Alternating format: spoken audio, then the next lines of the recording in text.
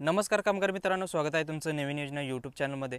मित्रांनो, तुम्ही जर बांधकाम कामगार योजनेची नोंदणी केलेली असेल किंवा नूतनीकरण जर केलेलं असेल आणि तुम्ही एखादा क्लेम करण्यासाठी जाता किंवा तुमचा स्टेटस आहे तो स्टेटस ॲक्सेप्ट आहे, पेंडिंग आहे की रिजेक्ट आहे हे पाहण्यासाठी तुम्ही लॉग इन करण्यासाठी जाता किंवा एखादा क्लेम करण्यासाठी जाता, तर त्यावेळेस तुम्हाला नो रेकॉर्ड फाउंड हा मेसेज शो होतो। आता हा जो मेसेज शो होतो ह्याचं कारण काय? तर पहिलं कारण, तुम्ही जो आधार नंबर टाकलाय तो आधार नंबर चुकीचा आहे। जसा आधार नंबर तुमच्या आधार कार्डवरती आहे तसाच तुम्हाला या ठिकाणी टाकायचा आहे।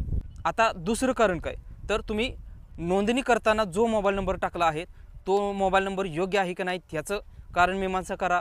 तोच नंबर असेल तर तो व्यवस्थितपणे त्या ठिकाणी टाकायचं आहे। सो हे दोन कारणं झाली।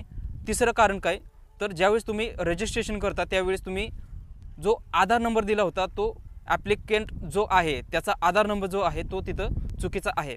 आता हा फॉर्म कोणी सेल्स सेंटरवाल्याने भरलेला असू द्या किंवा तुम्ही स्वतः जर भरलेला असेल तर त्या ठिकाणी जो आधार नंबर दिलेला आहे तो आधार नंबर चुकीचा आहे आणि ह्याच्यामुळे शक्यतो हेच एक कारण आहे ज्यामुळे नो रेकॉर्ड फाउंड हा एक एरर शो होतो।